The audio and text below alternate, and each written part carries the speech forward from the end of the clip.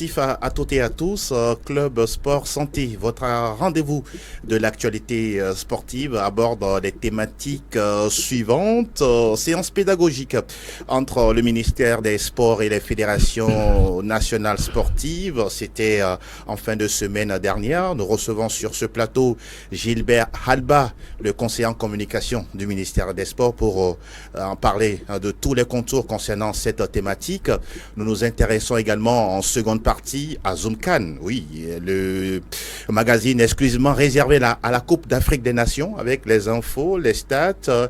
Et on a également une belle surprise pour vous dans cette rubrique-là. Vous aurez à découvrir durant cette émission. Alors, je serai avec le confrère Charles D'Ernesto, voilà, de csport.info.tg, qui sera également des nôtres. Voilà le décor planté. On va tout de suite attaquer la première partie de cette émission. Encore une fois, bienvenue à tous.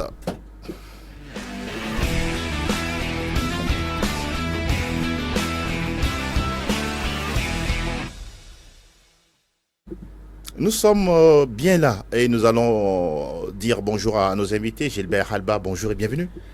Bonjour Angelo, bonjour à tous les téléspectateurs et téléspectatrices de SOS Docteur TV. C'est un véritable plaisir pour moi de me retrouver sur ce plateau et en ta compagnie. Merci beaucoup pour la disponibilité. C'est un plaisir. Et de parler sport. C'est toujours un plaisir de parler sport. Merci également à Ernesto qui est avec nous sur le plateau. Charles, bonjour. Bonjour Angelo. Forme? Ça va, très belle émission, beau décor. Merci. Merci de répondre également à l'invitation. Hein.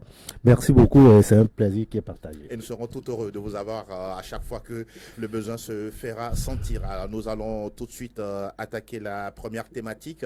Il s'agit bien de cette rencontre, ce cadre d'échange entre le ministère des Sports et des Loisirs et les fédérations nationales sportives ou fédérations sportives nationales. Ça dépend dans quel sens vous le prenez. Ça s'est déroulé la dernière fois au stade de Kéguik, dans l'une des grandes salles de cette enceinte-là. Gilbert Halba, aujourd'hui, quels sont les points clés qui ont été abordés durant cette rencontre-là? Alors, il faut d'abord dire que cette rencontre s'inscrit dans un cadre d'échange permanent, de partage permanent avec les différentes fédérations, donc qui sont des structures avec lesquelles le ministère des Sports travaille. Et il était question que l'on puisse instituer des rendez-vous. Je voudrais préciser que ça va être un rendez-vous annuel. Donc c'était la toute première édition. Rendez-vous qui permet donc aux acteurs des sports d'échanger autour des questions importantes qui permettent donc à notre sport de prendre de l'envol, renforcer la collaboration surtout avec les fédérations qui sont donc les premiers interlocuteurs avec lesquels le ministère travaille pour donc atteindre la population à la base. Et donc, dans ce cadre-là, ce premier rendez-vous qui a eu lieu le vendredi dernier, 19 janvier 2024, a permis aux acteurs d'échanger justement sur la thématique, libellée ainsi, renforcer la collaboration entre le ministère des Sports et des Loisirs et les fédérations nationales sportives, dans l'optique donc de renforcer une meilleure gouvernance de notre sport. Alors, il était question au cours de cette rencontre-là, de ce rendez-vous, d'aborder 4 points essentiels. Nous avons dans un premier temps échangé sur les missions des deux grandes directions techniques. Vous savez, c'est le ministère des Sports et des Loisirs, donc nous avons deux grandes directions techniques, la direction des sports et de l'éducation physique, et puis la direction des loisirs. Il était question, et ce sont ces deux directions-là qui travaillent en collaboration avec les fédérations de sport ou de loisirs. Donc c'est dans ce cadre-là que le premier thème a permis aux fédérations de mieux comprendre l'organigramme, l'architecture même de ces deux directions, la façon dont les directions fonctionnent, les différentes divisions, qui s'occupent de quoi, qui fait quoi et comment ça doit se faire, pour que nous puissions avoir une même compréhension de la collaboration qui doit exister entre le ministère des Sports et les différentes fédérations, notamment à travers, par le truchement des deux directions techniques. Ensuite, le deuxième thème a permis de présenter un peu le tableau des activités qui ont pu être réalisées au cours de l'année 2023 en collaboration avec justement ces fédérations, ce qui a marché, ce qui n'a pas marché, les points d'achoppement et tout ça, pour permettre à chacun de se rendre compte peut-être de ce qui a manqué aussi bien du côté des directions, de nos deux directions techniques, que du côté des différentes fédérations. Donc c'était un échange, c'était pas un truc dans un sens unique. Voilà, la présentation a effectivement été faite par le ministère et maintenant qui a recueilli les avis, les propositions, les recommandations des partis. Et ensuite, nous avons abordé deux autres thèmes importants, notamment la délégation de pouvoir. Et puis la reconnaissance également, que nous appelons l'agrément que le ministère accorde. Et aussi, le quatrième point, nous avons parlé du circuit lorsque un acteur sportif veut faire un déplacement dans le cadre justement du sport pour représenter le Togo. Voilà. Comment est-ce que ça se fait pour que nous tous nous puissions avoir une bonne compréhension, une même compréhension et éviter parfois des interprétations ou des accusations, surtout venant de nos partenaires, de nos associations avec lesquelles nous collaborons, qui parfois ont l'impression que c'est le ministère qui ne veut pas, qui ne fait ci, qui fait ça. Ça a permis donc d'aplanir tout ça. Je pense que tout le monde était bien content de mieux comprendre et cette année va être beaucoup plus réussie que l'année dernière et ça va aller grandissant. Vous avez en tout cas fait le tableau concernant les différentes thématiques abordées avec les acteurs. Charles D'Ernesto, vous êtes également journaliste sportif et vous travaillez également beaucoup plus avec la Fédération togolaise de taekwondo. Une telle idée de se retrouver, il a dit tout à l'heure, c'est chaque année désormais, le rendez-vous il est pris dans votre agenda. Quelle est la lecture que vous faites justement de ce cadre d'échange? Je pense que c'est une très belle initiative parce que cela a permis à beaucoup de responsables de fédérations de comprendre un peu plus le fonctionnement au niveau du ministère des Sports. Par exemple, le conseiller a parlé tout à l'heure de direction technique. Moi, je peux vous dire que je salue surtout la disponibilité des acteurs du ministère des Sports au niveau de cette direction. Au niveau du taekwondo, nous avons eu à faire plusieurs approches au niveau de la direction nationale des sports et de l'éducation physique. On a été bien reçus, on a beaucoup appris et je pense que les échanges ont continué jusqu'à la fin de l'année. Cela a permis à nous, à notre niveau, au niveau de la Fédération togolaise de taekwondo, d'éviter certaines erreurs que nous commettions par le passé. Donc, je pense que pour... Lequel, par exemple? Un exemple par exemple, pour la demande d'autorisation de sortie des athlètes, par exemple... Pour aller à l'extérieur. Pour aller à l'extérieur. Vous savez, pour nous, c'est un sport individuel, d'abord. Donc, l'athlète, peut-être, lui, reçoit l'invitation d'un club étranger pour une compétition donnée. Peut-être, l'athlète attend une semaine de la compétition, il vient faire la demande d'autorisation de sortie au niveau du ministère au niveau de la fédération. À notre tour, nous envoyons la demande au niveau du ministère des Sports et malheureusement, c'est-à-dire que la demande n'est pas traitée parce qu'il fallait un temps pour permettre également au ministère de faire des enquêtes si vraiment, par exemple, la compétition là, c'est une compétition qui est organisée par une fédération sœur ou bien est-ce qu'il y a un parrainage de cette fédération? Est-ce que l'athlète, en lui délivrant cette autorisation de sortie, est-ce qu'il est appelé à revenir par après? Donc, il fallait tout ce canevas-là pour permettre au ministère de bien comprendre. Maintenant, nous, dans la précipitation, on fait cette demande. Et puis bon, il y a de retard. Nous aussi, nous mettions un peu de pression. On nous dit, OK, monsieur, comprenez, ça ne se passe pas comme ça. Et par après, on nous a fait un rappel à travers une autre circulaire. Et nous connaissions désormais les périodes qui doivent permettre au ministère de faire le traitement de nos dossiers. Et nous aussi, à notre tour, nous avons passé l'information au niveau des différents clubs afin que tout le monde puisse être dans la donne. Donc, vous voyez, ça, c'est un exemple parmi tant d'autres. Et cette collaboration, moi, je peux dire que ça a été une très belle collaboration parce qu'il suffisait seulement de vous approcher de la direction nationale des sports pour avoir toutes ces informations. Parfois, même, c'est la direction même qui vous appelle. Que si vous avez un petit temps de passer les voir. Et je pense qu'il y a de ces échanges-là qui nous ont permis de corriger beaucoup de choses. Alors, Gilbert Alba, dans les discussions, vous avez dit tout à l'heure que c'était des échanges. Les acteurs, les présidents de fédérations, vous les avez aperçus comment intéressés par le sujet, si pertinent pour eux. Ils ont eu de la lumière par rapport à des zones d'ombre. Je pense que honnêtement, la question aurait dû peut-être leur être posée, mais je peux vous dire que oui. Je peux vous dire que oui parce que au sorti de ce premier rendez-vous, j'ai pu écouter sur les médias les interventions de certains présidents de fédération qui étaient là. Et pendant même l'atelier, les prises de parole sont toujours précédées d'une appréciation positive sur l'initiative avant que les uns et les autres ne mettent des critiques, des propositions, des recommandations. Donc nous estimons que c'est quand même, sans être prétentieux, une bonne chose. Parce qu'après tout, si vous faites une communication, mais il n'y a pas de réaction derrière, oui, vous savez, vous sentez... Tout à fait. Quand on fait une communication, même pendant la communication, il y a des regards, il y a des gestes qui vous rassurent, comme quoi le message passe, et si le message ne passe pas, qu'est-ce que vous devez faire pour essayer donc de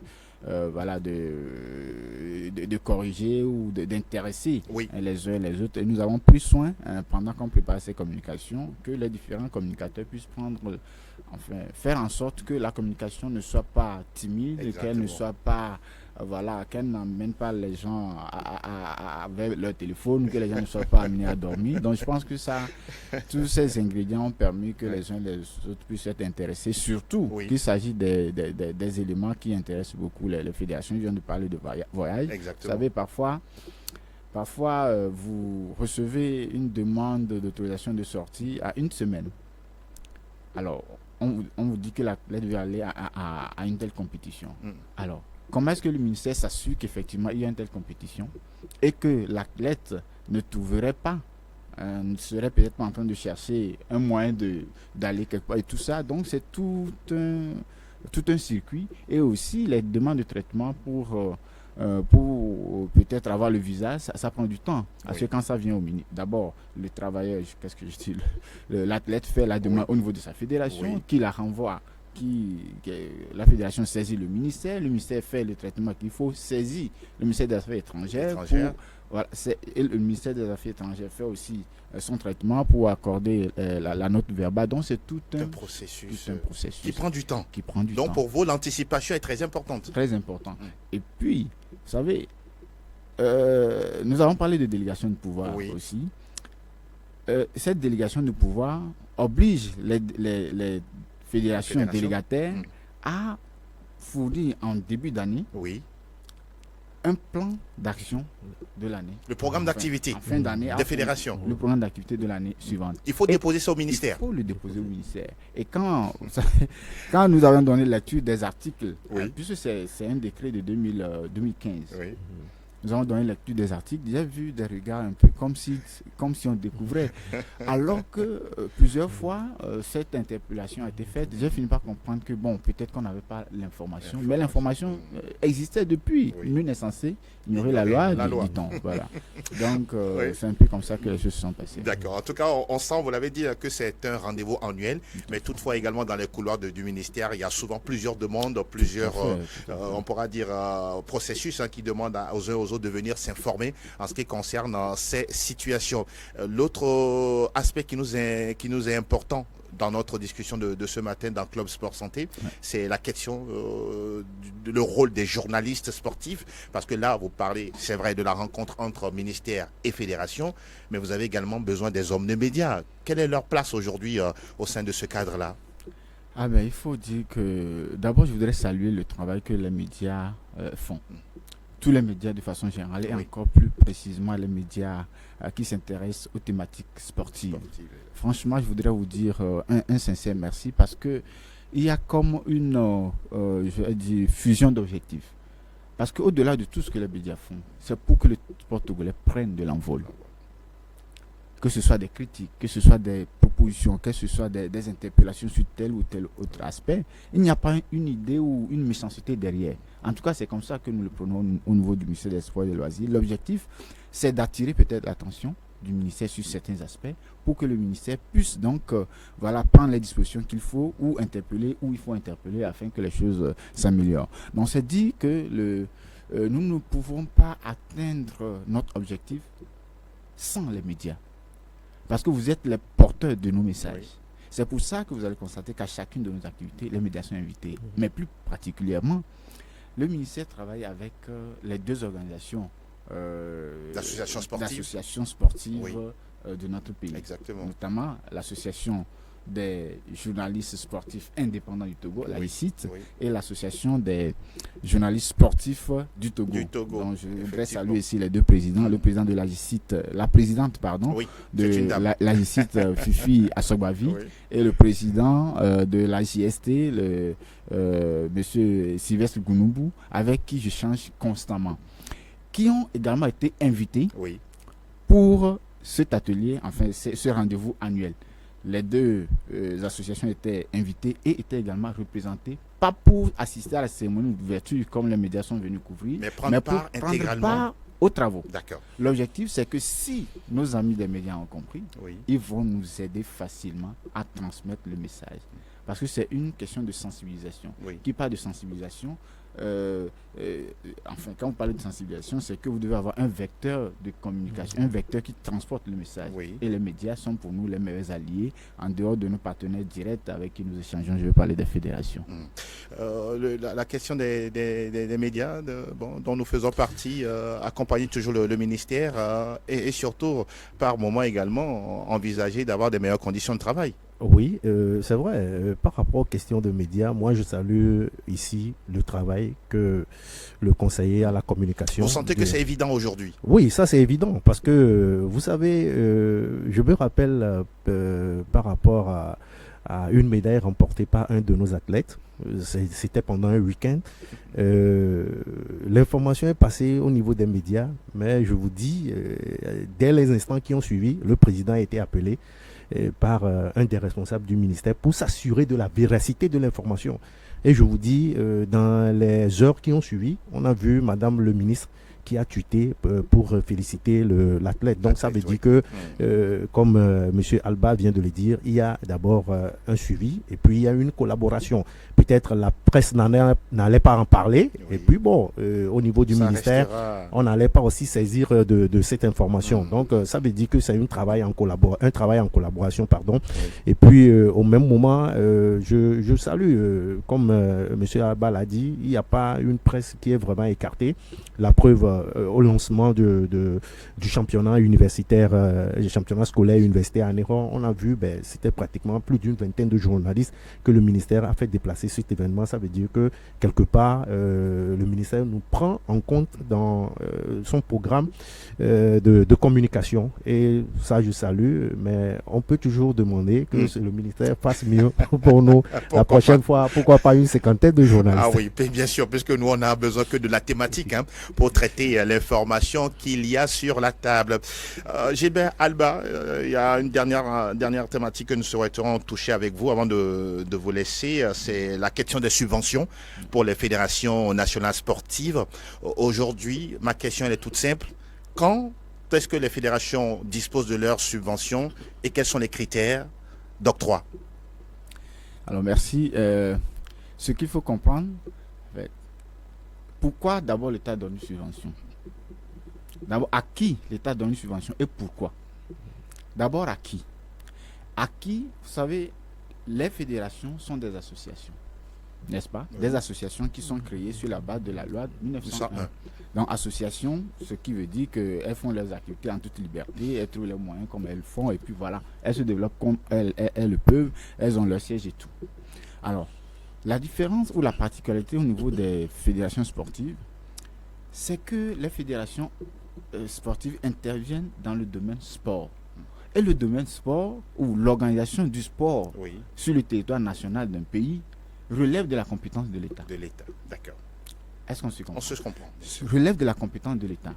Alors, mais l'État se dit, mais voilà, pour caricaturer, donc je vais caricaturer un peu, l'État se dit, voilà le domaine du sport. Il y a des associations qui sont dans ce secteur qui font déjà si bien le travail. Alors, je ne vais pas aller les concurrencer encore, je ne vais pas aller les dégager de mon territoire. Je les laisse et je vais plutôt les accompagner. Alors, mais je n'accompagne pas tout le monde. J'accompagne ceux qui répondent à certaines conditions. Et l'État a mis en place deux techniques. C'est la technique de l'agrément et la technique de la délégation de pouvoir. L'agrément, c'est quoi? C'est juste une simple reconnaissance. Alors, cela veut dire que la fédération, elle est créée. Je rappelle que une fédération, c'est une association une association d'associations. Exactement. Voilà, c'est un regroupement d'associations. Donc, qui sont légalement constituées au niveau du ministère de l'administration territoriale et qui se mettent ensemble, qui créent une nouvelle structure associative qu'on appelle maintenant fédération, qui elle aussi doit suivre le processus de création comme les autres l'avaient suivi à leur création. Oui, tout à fait. Donc, elles existent en tant qu'association. Et maintenant, l'État dit, voilà, ces associations, ces fédérations s'adressent au ministère des Sports pour dire, je veux être reconnu comme étant une association qui exerce dans le domaine sportif. C'est par là, elles ont l'agrément. Après, bien sûr, beaucoup plus de vérifications et de preuves. Tout à fait. Voilà. Ça, c'est l'agrément. Et cet agrément, déjà, vous donne le droit de bénéficier de la subvention de l'État. Tout à fait. Au contraire, la délégation du pouvoir, c'est que l'État vous donne le monopole sur l'organisation de cette discipline sur toute l'étendue du territoire national. Je donne l'exemple le plus connu, c'est-à-dire la Fédération togolaise de football, par exemple. C'est la seule et unique fédération qui fixe les règles d'organisation et de développement de de compétition, je veux dire. Les compétitions dans la discipline sur toute l'étendue du territoire national. Aucune autre association ou fédération ne peut exister pour concurrencer la FTF. C'est ça la délégation du pouvoir. Donc l'État lui délègue le pouvoir. Vous comprenez que celui qui vous délègue le pouvoir, il ne vous donne pas tout son pouvoir. Il vous donne le pouvoir, mais il garde le contrôle sur ce que vous faites. D'accord. Est-ce que vous voyez? Ça, donc à partir de ce moment, l'État vous accompagne, puisque vous faisiez déjà le travail. Vous avez demandé à être reconnu comme ceux qui travaillent dans ce domaine. L'État dit, ok, je vous reconnais et je vous accompagne et donne des subventions. Alors les subventions sont octroyées, je vais dire... en début d'année, comment ça se fait? Sur le rythme du décaissement ou de ce qu'on appelle les FAD, les fiches d'autorisation des dépenses. D'accord. Vous savez, l'État fonctionne sur des prévisions. Oui. À l'année N-1, l'État élabore et arrête le budget de l'année N. C'est le budget qui est souvent voté en fin d'année. Cette année, notre budget a été voté. D'accord. Et tout le monde connaît. Alors, maintenant, je vais dire, l'État décaisse par à coup. D'accord. Tout n'est pas déversé au même moment. D'accord. Prenons un cas concret tout simplement pour aller un peu plus vite. Oui. On est en janvier 2024. Oui. Quand est-ce que les fédérations sportives auront droit à leur subvention, par exemple? Dès que la première tranche du budget alloué au ministère des Sports et des Loisirs est mis à la disposition du ministère, le ministère, je vais dire, vire, entre guillemets, une partie de la subvention sur les comptes trésors. Oui, rappelez-vous, des différentes fédérations. Voilà, rappelez-vous que Madame le ministre a fait créer des comptes trésors pour les fédérations pour éviter d'envoyer de l'argent dans leurs comptes personnels qui parfois posent des problèmes. Oui. Donc ça peut être en fin février, ça peut être en fin mars, ça peut être avril, mai, juin. Voilà. Une première tranche. D'accord. Dès que la deuxième tranche, l'autre tranche également est mise à la disposition du ministère, le ministère vire également sur le compte et il y a une procédure, un processus de décaissement qu'ils doivent suivre pour pouvoir donc avoir accès à ce montant-là. En fait, juste pour dire qu'on a juste touché un petit pan de la question, puisqu'on aura le temps de retravailler là-dessus, de vous inviter de nouveau pour réexpliquer encore en fond et en large, et même, si possible, d'avoir un président de fédération sur le plateau, qui a l'habitude, en tout cas, d'avoir les subventions pour les activités de sa fédération, histoire d'expliquer tout ça à nos téléspectateurs. Charles, merci d'avoir été sur cette thématique. Là, vous restez avec nous. Dans quelques instants, on va continuer avec d'autres thématiques. Gilbert Alba, en tout cas, merci d'être passé. Mais ce n'est pas la première ni la dernière fois. Ce n'est pas la première, ce n'est pas la dernière fois, mais avant de partir, puisque l'émission c'est Sport Santé, exactement. Je crois, Sport Santé, je voudrais inviter les Togolais et les Togolaises à participer à la journée nationale du sport du dernier samedi du mois de janvier. Vous savez que voilà, depuis septembre 2022, il a institué les journées nationales du sport qui ont lieu chaque dernier samedi du mois. L'objectif, c'est qu'à travers le sport, l'on puisse renforcer sa santé, l'on puisse renforcer la cohésion sociale et tout ce qui va avec. Donc chaque dernier samedi, ce samedi 27 janvier 2024, dans votre commune, allez-y, allez faites du sport et repartez avec une bonne dose de gaieté sportive, ça fait du bien. Et bonne célébration de la journée internationale du sport féminin. Justement, le 24 janvier à toutes les femmes.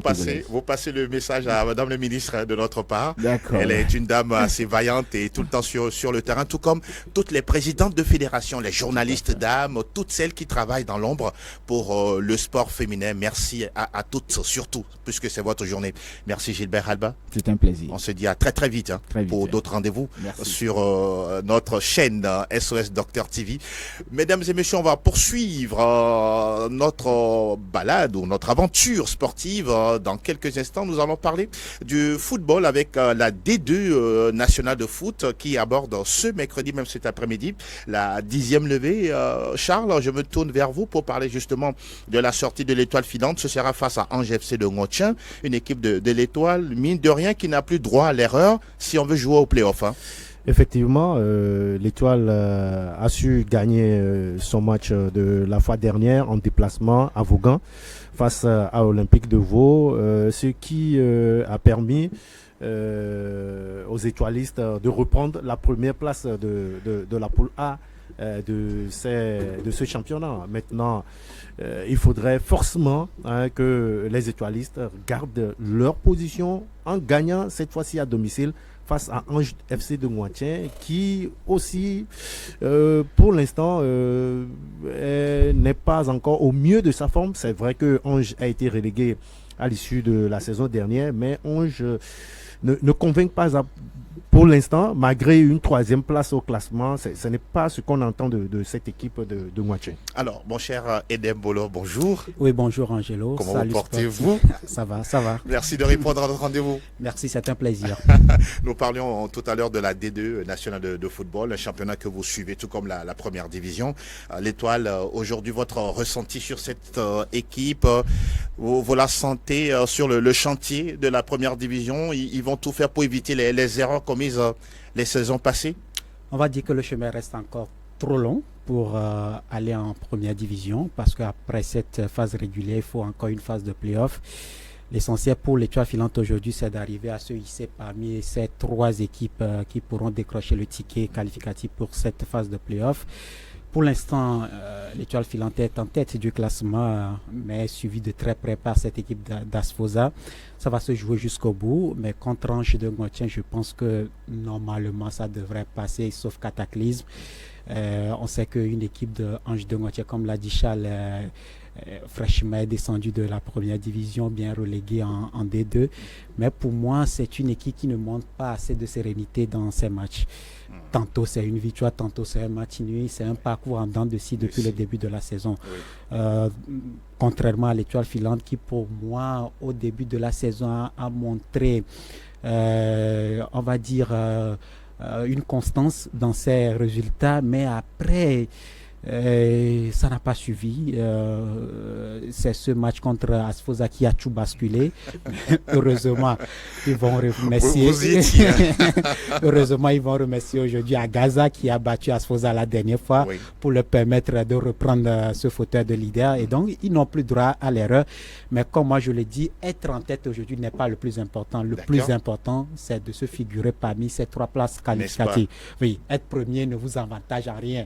C'est pas parce que vous êtes premier que vous aurez un tirage clément dans la phase de play-off. Non, on va encore jouer un mini-championnat dans la phase de play-off.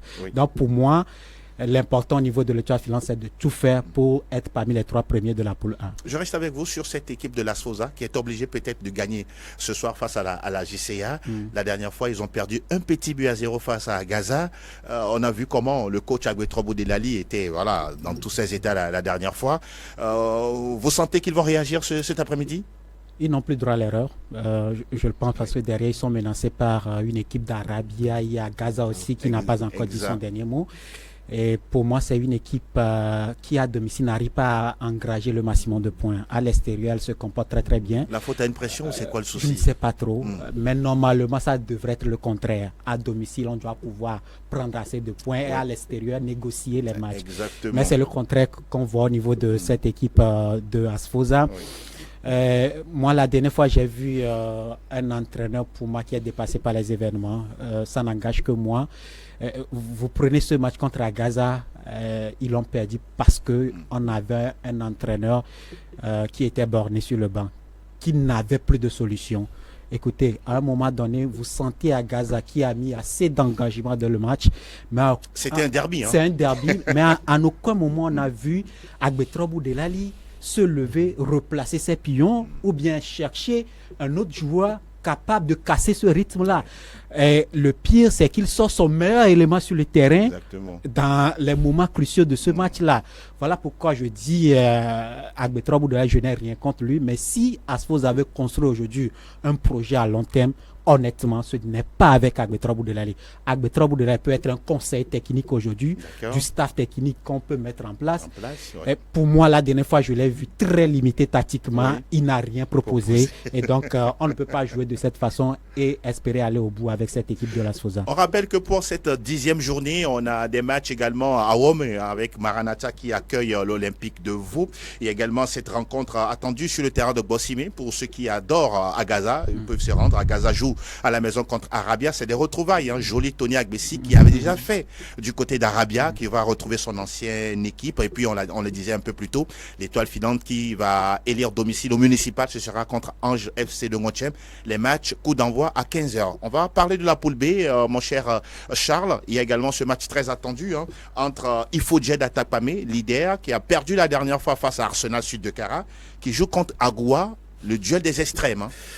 Oui, disons que à voir un peu le parcours de Ifodje cette saison dans ce championnat, Ifodje part favori devant Agoua de Kousoutou qui en tout cas est pratiquement sur une pente qui l'amène vers la 3e division. C'est un club qui se retrouve à la dernière place au classement dans cette poule B, maintenant face à Ifodje qui il faut dire, en tout cas, cette fois-ci, c'est la première division où rien sans se faire sentir avec surtout l'attaque qui met du feu. Bon, je dis que la défaite de la fois dernière face à Arsenal FC de Cara, c'était peut-être c'était imprévu dans le football. Ça arrive aussi. Personne ne s'attendait à ce que l'équipe d'Ifodje perde cette rencontre, mais c'est arrivé. Je pense que maintenant, face à Agoua, oui, il faudrait mettre le feu pour se retrouver au meilleur niveau. C'est très important. Les autres matchs à suivre pour cette deuxième journée, 10e journée pardon, de la D2. On aura également Sarah FC de Bafilo qui croise Arsenal FC. Le match a lieu à Cara. Et puis jeudi, la suite et la fin de cette 10e levée. Fouadan reçoit la formation de FC Aknour. Et puis un intéressant TAC Koroki Metete de Tchamba. Oui, ce sont deux clubs frères. Ils se connaissent très bien dans la région centrale. Et nous aurons tout le temps, si tout va bien, samedi, de vous donner les résultats et les classements de cette 10e journée de la 2e division. On va enchaîner désormais avec l'information concernant les U23 éperviers qui ont déjà pris les airs pour se rendre à Dubaï pour un tournoi, oui, un tournoi de préparation, on pourra le dire ainsi, de mise en jambe. Eden Bolor, vous voyez quelle pertinence autour de cette activité-là? Aucune. D'accord. Tout comme moi. Bon, vous ne comprenez rien.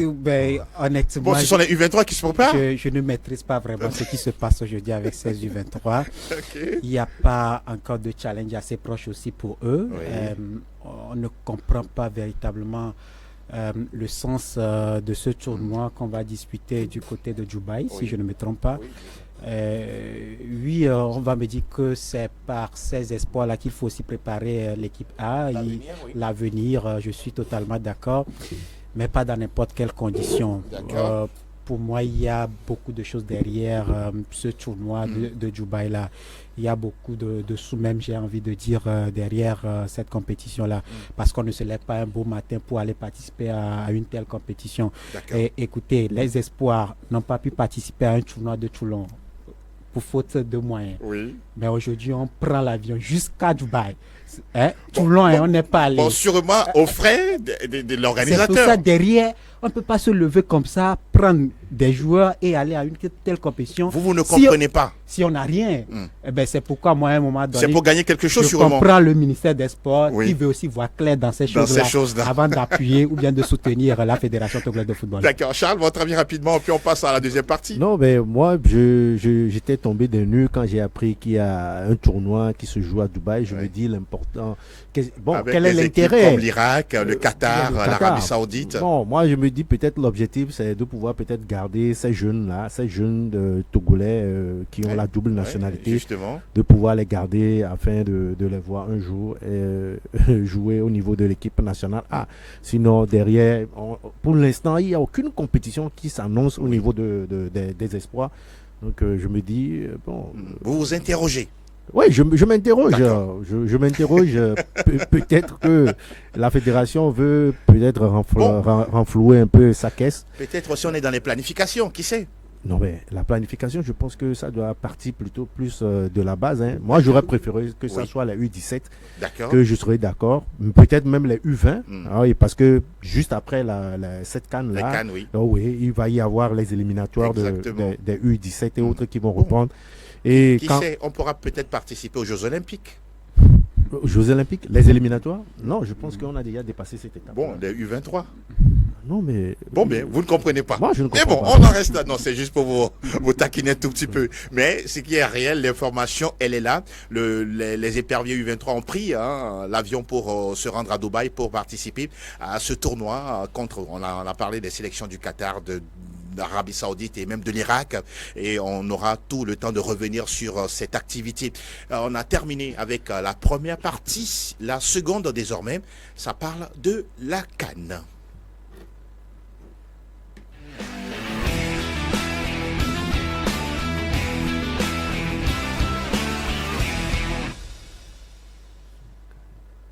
Et voilà, nous sommes dans la fenêtre Zoom CAN. Ça parle beaucoup plus de la compétition réservée aux sélections.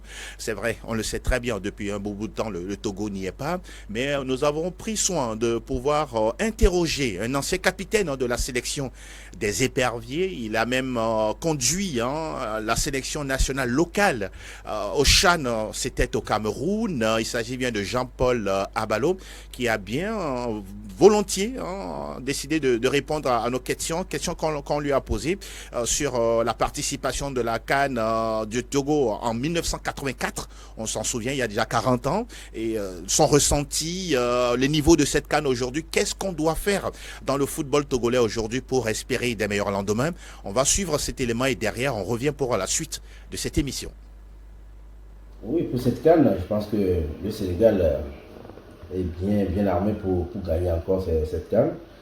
Sans oublier le Cameroun. Vous savez, souvent le Cameroun, en phase de poule, a souvent des difficultés, mais une fois qu'ils ont franchi cette étape, il devient très difficile à jouer et très redoutable. Je crois qu'on peut compter encore sur les deux équipes. Comme pour la Guinée équatoriale aussi, comme je l'ai souligné tout à l'heure, qui moi, ne pas le jeu, avec des joueurs très très intelligents dans le jeu, qui sont du football, avec beaucoup de mouvements, beaucoup d'abnégation, beaucoup de travail défensif, et un collectif qui est bien mis à la place. Je pense, mais là, ce qui va faire la différence pour moi, et il y a aussi l'Angola, ce qui va faire la différence, peut-être c'est la profondeur du banc. Je crois que le Sénégal a beaucoup de moyens sur ce plan, parce que quels que soient les joueurs qui sont sur le terrain, ceux qui sont sur le banc aussi, sont des joueurs qui sont très, qui sont très bien outillés pour apporter quelque chose. Et donc je pense que on peut, pour finir, on peut dire il y a le Sénégal, il y a le Cameroun, il y a l'Angola, il y a la Guinée équatoriale. Après, vous savez, le football ne réserve toujours des surprises, comme on l'a déjà vu. Donc, j'espère que le meilleur gagnera la coupe. Ne pas voir le Togo à cette CAN, c'est vrai que c'est un peu frustrant. Mais bon, comme je l'ai dit, on a toujours ce qu'on mérite. Si on n'y est pas, c'est parce qu'on ne mérite pas. Donc, on va se préparer pour les prochaines éditions. Je crois que ça aura été vraiment une bonne chose de jouer cette CAN. Mais pour de meilleurs résultats, il faut travailler. Il faut beaucoup de rigueur. Je crois que ce n'est pas un travail de 1 ou 2 ans. Je crois qu'aujourd'hui, au niveau de la sélection, il y a beaucoup de choses à faire. Et comme je le dis, il faut un projet à long terme, avec beaucoup de rigueur, avec ce qu'il faut, quoi. Sinon, à chaque fois, on aura toujours des regrets, à chaque fois, on va reposer la même question maintes fois, et on aura toujours les mêmes réponses. Et on aura toujours... Donc je pense que c'est la énième fois que ces genre de questions reviennent. Qu'est-ce qu'on doit faire? Mais je pense que quand on en parle, bon, ça passe inaperçu. Donc, ou bien on écoute d'un oreille, ça sort de l'autre. Je pense que c'est pas, c'est pas sorcier. Hein. Il faut travailler, il faut mettre les infrastructures en place. Aujourd'hui, on joue dans des conditions, je dirais, un peu déplorables, hein, pour les joueurs. Parce que c'est pas vraiment évident, même pour les entraîneurs, entraîner les joueurs, les faire jouer sur des terrains non gazonnés. Je crois que c'est pas la meilleure condition pour pouvoir espérer beaucoup de choses dans le football de haut niveau. Voilà la réaction de Jean-Paul Abalo, aujourd'hui entraîneur de Gomido de Palimé. On le connaît très bien, capitaine modèle, une référence dans le football togolais. Charles, je vous ai vu tout à l'heure en off hocher la tête de temps en temps. Qu'est-ce que vous retenez de la réaction de Jean-Paul par rapport à tout ce qu'il a dit? Non, mais c'est qu'il a été juste pertinent dans ses propos. Moi, je dis, depuis cette CAN, je dis, le Togo doit prendre exemple sur des pays. Quand vous voyez un peu le Sénégal, quand vous voyez la Mauritanie, surtout pour la Mauritanie, je pense que ça doit surprendre les gens. Mais quand vous fouillez un peu, vous voyez le travail qui se fait là-bas. Quand on joue un championnat U13, un championnat U15, un championnat U17, vous vous demandez, en Mauritanie, si on arrive à organiser ces championnats-là, et qu'au Togo, nous, au moins, on a eu la chance d'avoir la côte, on a la mer, il y a le port, au moins l'argent rentre. Si on n'arrive pas à organiser ces genres de compétitions, comment est-ce qu'on peut arriver à pérenniser notre équipe nationale au niveau des grandes compétitions? Je pense que c'est là le problème. Quand vous voyez le Sénégal a rajeuni son effectif avec des joueurs qui ont joué la sélection U20. Et tous passés par des centres de formation. Voilà. La Mauritanie, je pense que la Mauritanie, à partir de cette CAN-là, on va voir la Mauritanie au moins sur 10 ans. Et quand vous voyez un peu, même les pays lusophones, quand vous voyez l'Angola, le Mozambique, le Cap-Vert, mais je pense que c'est un travail qui a été fait depuis des années. Maintenant, nous, on veut le résultat et bon, je pense qu'on a appris... Sans y mettre les moyens. Voilà, on a appris de nos 6 années où on n'a pas eu la chance de participer à une Coupe d'Afrique des Nations à 24 équipes. Oui. Je pense qu'il a bien parlé et il faudrait également attirer l'attention même de la fédération sur ce fait. Moi, ce qui m'a fait le plus mal, vous voyez l'équipe du Togo qui a participé au CHAN. Après le départ de Jean-Paul Abalo de cette équipe, il y a Jonas Koko-Komlan qui est arrivé. Quand il a pris l'équipe, mais il a carrément cassé l'équipe. Il a voulu reprendre avec d'autres joueurs. La preuve, on a vu ce que ça a donné. Il n'y a pas eu de résultat. Je pense qu'ailleurs, les gens ne le font pas comme ça. Une équipe, c'est toute une suite. C'est pourquoi il y a toujours de ces jeunes-là qu'on injecte pour renforcer l'équipe. Mais malheureusement, ce n'est pas le cas au Togo. C'est pourquoi il dit, c'est comme si ça rentre par l'oreille gauche et puis ça sort par l'oreille droite. Et qu'on répète tout le temps les mêmes choses. Les mêmes choses, malheureusement. Mon cher Eden Bolo, je vous vois esquisser un léger sourire par rapport au travail, la rigueur, le projet. Jean-Paul revient pratiquement sur les soubassements, les fondations de football meilleur à l'avenir. Totalement d'accord avec lui, surtout sur sa chute. C'est ça le travail qui peut permettre au football togolais de redécoller, d'avoir à nouveau son éclat ou bien son lustre d'antan. Oui. Ce qui est bizarre aujourd'hui, on veut construire à partir du choix, c'est impossible. On ne peut jamais construire à partir du choix. Il faut d'abord la fondation. Et la fondation, comme mon confrère l'a dit, oui, c'est la U13, c'est la U15, c'est la U17. Prenez aujourd'hui les équipes qu'on a en première division, en deuxième division. Combien ont véritablement les équipes de catégorie? On n'en a pas. Ceux qui arrivent à se qualifier pour les coupes continentales, ils arrivent à passer par des gymnastiques pour décrocher leur licence Club CAF. À l'après, c'est le même circuit. Bon, on espère que la professionnalisation tant souhaité par le ministère des Sports va venir redresser tout cela. Donc, il faut forcément le travail. Dans le cas du Sénégal, ce n'est pas tombé du ciel. Oui. Et écoutez, les centres de formation ont fait beaucoup et dans les résultats du Sénégal aujourd'hui. C'est pourquoi moi j'ai de la peine, les races qu'on a aujourd'hui qui arrivent à faire quelque chose, on ne les encourage pas à produire, on ne les aide pas. Ils produisent, mais ils n'ont même pas de plateforme d'expression ou bien de plateforme de visibilité de leur talent qu'ils forment là. Écoutez, un jeune de 15 ans, on ne lui donne pas une compétition pour s'exprimer et titiller quand même ses compères pour avoir assez de matière avant de jouer dans des équipes professionnelles. On n'en a pas. Vous amenez un jeune de 16 ans, 17 ans en test, on vous dit il a combien de matchs par saison. Non, aujourd'hui même tout est digitalisé. Dès qu'on tape le nom, on ne voit pas le nombre de matchs. Vous ne pouvez pas le donner. C'est compliqué. On ne peut pas aller à ce rythme-là. Donc, j'espère que le nouvel élan qui sûrement va briguer un troisième mandat, sauf cataclysme, sauf tsunami. Voilà. On va prendre tout ça à accord. On en a besoin. Il faut forcément le travail pour que le football togolais soit encore à son meilleur niveau. Le football togolais, oui, le Togo n'est pas à la CAN, mais nous en parlons avec le groupe A qui a déjà rendu son verdict depuis déjà quelques jours. La Guinée équatoriale qui est passée par là. La Côte d'Ivoire qui est restée, qui reste sur le carreau parce qu'on ne va pas dire certaines choses ici. Mais dans cette poule-là, et la Guinée équatoriale et le Nigeria passent devant le pays hôte, la Côte d'Ivoire. Votre ressenti? À la fin, quand vous prenez le classement de cette équipe, je rejoins mon confrère qui disait entre-temps aujourd'hui qu'il faut se méfier des petites équipes entre guillemets. Je crois que c'est une CAN de confirmation. Depuis un moment, on le dit, il n'y a plus de petites équipes en Afrique, surtout au niveau du football, au niveau du sport roi. Cette CAN nous confirme encore. Vous prenez cette poule-là, avant le début de la compétition, beaucoup plaçaient le Nigeria en tête après la Côte d'Ivoire. Bon, les 2% disaient la Côte d'Ivoire et puis peut-être la Guinée-Bissau. Mais à la fin, tout a été bousculé. Complètement. Et vous regardez, c'est la Guinée équatoriale qui supplante même le Nigeria. Le Nigeria, pour terminer premier de cette poule-là, c'est incroyable. Et on remonte au classement là. Oui, c'est pour ça, moi, j'ai envie de dire aujourd'hui, quand vous avez un championnat fort, ça déteint forcément sur l'équipe nationale. La Guinée équatoriale, le cap vers Mozambique, dites-moi, ils ont combien de professionnels? Ils ont combien de joueurs évoluant au haut niveau? C'est parce qu'ils ont un championnat assez fort.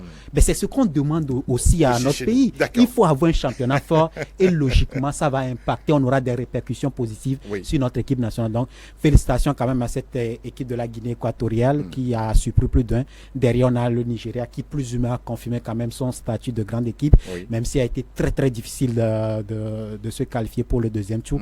Après, au niveau des Ivoiriens... Ils sont en plein cauchemar. Oui, on va continuer les veilles de prière jusqu'à 20h. Beaucoup de courage à vous aujourd'hui. Oui, aujourd'hui.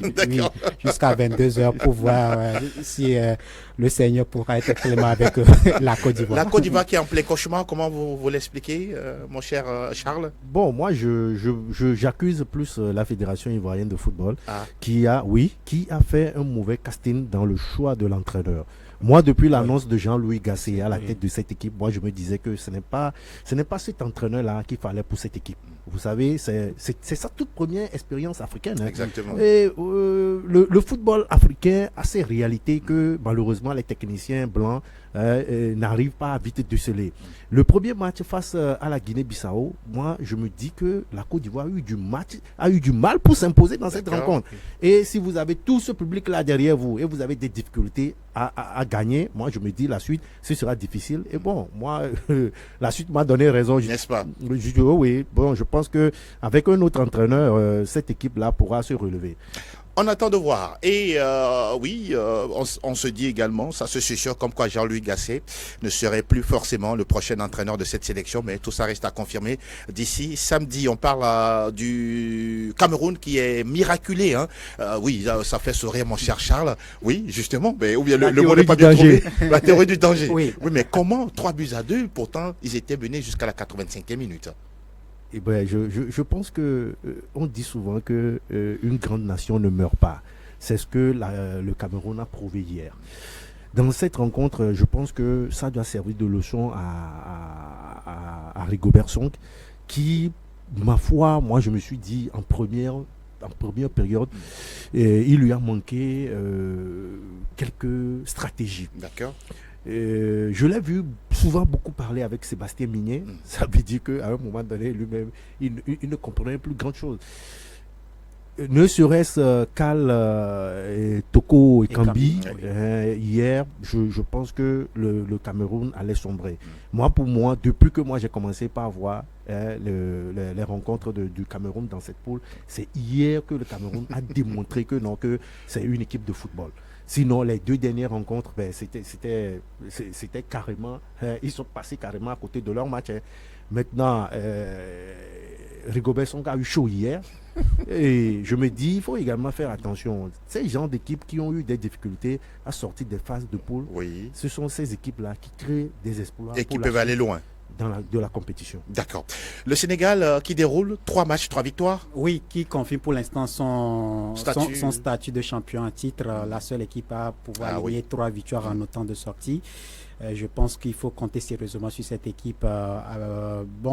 Pour l'instant, ils n'ont pas de difficultés. J'espère qu'au deuxième tour, ils auront aussi encore un tirage assez clément. Ça va passer. Maintenant, je pense qu'à partir des quarts de finale, demi-finale, on va pouvoir voir de grosses affiches avec le Sénégal. L'autre sélection, c'est la Mauritanie. Là aussi, qui crée un événement historique, Edem. Oui, on va dire première qualification pour... c'est ça? Oui. 3 éditions, première qualification historique. On perd même les mots des fois. Pour le deuxième tour. Mais je pense que Charles est revenu longuement sur ce sujet. Et en réalité, ça ne devait pas être une surprise. N'est-ce pas? Parce que c'est un travail qui se fait depuis un moment avec leur président. Ça a commencé avec l'ère Ahmad Ahmad. Ça a commencé depuis cette époque. Madagascar, voilà, Comores. C'est ça. Après, Ahmed Yahya est venu aujourd'hui. On lui fait un clin d'œil parce qu'il est membre du comité exécutif de la CAF. Exact. Et donc, je pense qu'il y a assez de projets aussi qui sont au niveau de la Mauritanie aujourd'hui, qui leur permettent d'abord de former au plan local et puis d'aller chercher quelques oiseaux rares. Pour l'instant, ça leur marche très très bien. Ils sont qualifiés aujourd'hui pour le deuxième tour. J'espère que la fête ne va pas trop durer parce que devant, il y a encore des matchs à jouer. Merci bien de le dire. Et que dire de l'Algérie, de Djamel Belmadi, qui dit souvent on est venu jouer en Afrique. Ils sont venus jouer en Afrique. Ils sont repartis de l'autre côté. Lui, tout son problème, c'est l'arbitrage. Quand on gagne l'Algérie, c'est l'arbitrage. On se rappelle de ce match Cameroun-Algérie qui n'a jamais digéré. Il a porté plainte plusieurs fois, mais bon. Et vous imaginez que la dernière victoire de l'Algérie en Coupe d'Afrique, c'est en 2019. Oui, ça fait 5 ans. Incroyable. Donc, ça veut dire que l'entraîneur, quelque part, doit se remettre en cause. Mais malheureusement, lui, à chaque fois, c'est l'arbitrage. Bon, là, il a démissionné. Il dit qu'il va partir. C'est mieux pour lui. C'est-à-dire que c'est un entraîneur, au lieu de regarder la faiblesse de son équipe, pour lui, l'équipe est en bonne forme et que c'est l'arbitrage. Ce sont les arbitres qui ont triché son équipe. Je pense que dans cet état d'esprit, vous ne pouvez jamais avoir de résultats. N'est-ce pas? Parce que c'est des joueurs qui, un peu, ma foi, à la limite physiquement, qui ont préparé à cette compétition. L'équipe d'Algérie, n'est-ce pas? Quand on voit des anciens comme Bounedja, comme Sofiane Ferrouli qui sont encore dans l'équipe depuis 2013, ça pose des questions. Alors, il y a Tom Saintfiet également qui dit stop avec la Gambie. Et puis, on apprend il y a quelques heures, Djamel Belmadi, les deux. Tom Saintfiet, il est raisonnable? Très raisonnable pour moi. Et à un moment donné, il faut savoir laisser les choses avant que les choses ne vous quittent. Il arrive à qualifier cette équipe, je pense, 2 fois de suite pour la Coupe d'Afrique des Nations, mais l'objectif c'est d'aller au deuxième tour. Il n'arrive pas à atteindre cela. Je pense qu'un bon technicien blanc, surtout blanc, il faut quitter. Il a fait, ce n'est pas ailleurs, même quand vous ratez on vous donne encore une prolongation d'aller jusqu'au bout, ou soit à la limite on vous dit il faut vous qualifier pour un deuxième tour, faire un parcours honorable dans une compétition. Ailleurs, les gens sont conscients de la tâche qu'on leur donne. Quand ils n'arrivent pas au bout, ils préfèrent quitter pour donner la chance à d'autres de venir continuer. Edem, je reste avec vous pour parler rapidement du quid de l'affluence dans les stades. Quel est votre ressenti par rapport à tout ça? On parle de la CAN, de l'hospitalité, tout ce que vous voulez.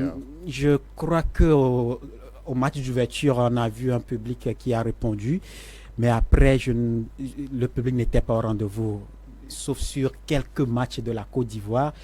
Mais après, je me dis, si la Côte d'Ivoire ne passe pas cette étape des phases de la phase de poule, bien sûr qualifiée pour les 8e de finale, ça va être très très compliqué. C'est comme en 2012, je pense, en Guinée équatoriale, où on a vu cela. il va falloir forcément que la Côte d'Ivoire aille en 8e de finale pour qu'on ait assez de monde dans le stade. Sinon, avec cette déception-là, on va assister encore à des matchs dans les tribunes vides. Et ce n'est pas bien pour les finances de l'organisation de la Coupe. Vous le dites si bien. Vous le dites si bien. Les billets pratiquement un peu, sinon coûteux. Oui. Les maillots également. Mais les stades dégarnis, bon, faut pas paniquer. C'est bon, on le gère comme ça. Non, ça va. Je pense qu'il y a un réel problème par rapport au fait que les stades sont dégarnis. On a mis en place le billet électronique. On a fait comprendre que les billets étaient pratiquement payés, mais le jour des matchs, c'est-à-dire que les gens ne trouvent pas les billets sur le marché. Et sur un match même, je pense que les gens se sont présentés avec des billets où la machine n'arrivait pas à reconnaître ces billets électroniques émis. Bon, je pense que c'est plus un problème au niveau de l'organisation. En termes d'affluence même, je pense qu'il y avait eu de la polémique aussi autour, parce que les gens estimaient que non, par rapport au public qui était présent et puis aux chiffres donnés par la CAF, que ce n'était pas réel. Bon, vous savez... on fait avec. On fait avec. Alors, aujourd'hui, on a quelques matchs prévus pour terminer, boucler la phase de poule. On parle des 3e et dernières journées avec la complicité de la régie. On regardera que dans la poule E, on aura Afrique du Sud, Tunisie, par exemple, Namibie, Mali également. Voilà des matchs qui nous attendent. Sans oublier Tanzanie, République démocratique du Congo. Défaite interdite aux Congolais. Au pire des cas, avoir un match nul pour se qualifier. Et puis on aura également un intéressant Zambie-Maroc, Maroc qui est déjà qualifié pour les 8e de finale. Alors on va parler rapidement d'être meilleur 3e. Edem, aujourd'hui la Côte d'Ivoire peut espérer finir meilleur 3e. Il faut croire jusqu'au bout. Avec le tableau qu'on va nous afficher tout à l'heure. Je pense que c'est sur le match Maroc-Zambie. Le Maroc doit battre la Zambie 2-0. Oh là là, la calculatrice est de sortie. Mais il faut croire jusqu'au bout. Je pense qu'à l'instant la Côte d'Ivoire est 3e. Oui, 3e justement. Après la Guinée, la Mauritanie sur notre affiche là. Et puis on a la Namibie qui est là et puis la Zambie. Bon, tout est possible comme je l'ai dit. On va continuer la prière. Il faut croire jusqu'au bout et la veille de prière continue. 2 heures. On rappelle que quelques affiches des 8e de finale, on les a déjà. Samedi à 20h, on aura Nigeria-Cameroun. Oh là là. Ah oui, c'est déjà là. La finale avant la Calais. Guinée équatoriale face à la Guinée. Ce sera dimanche à 17h. Et puis on aura lundi un Cap-Vert Mauritanie également à 17h. Match intéressant d'ici samedi. Le tableau sera complet. Mon cher Charles, merci pour cette première. J'espère que vous avez aimé. Très bien, avec Edem, je pense que les analyses ont été pertinentes. Oui. En tout cas, un plaisir d'être passé dans cette émission, le tout premier numéro. Je suis toujours à votre disposition pour d'autres invitations. Merci infiniment pour la disponibilité. Edem Bolor, merci pour être venu. Merci mon cher Angelo, ça fait toujours plaisir d'être membre fondateur de Club Sport Santé. Merci infiniment messieurs. On se donne rendez-vous très très bientôt. Merci également Gilbert Alba qui était des nôtres, qui est resté jusqu'à la fin. Merci pour la disponibilité. On salue également toute l'équipe technique derrière cette émission, toute la réalisation. On se donne rendez-vous samedi, même heure, même chaîne. Et comme on le dit souvent, la santé c'est un trésor. Mangez moins gras, moins sucré, moins salé et surtout faites une activité sportive. Le rendez-vous c'est le 27 pour la journée nationale du sport à travers toute l'étendue du territoire national.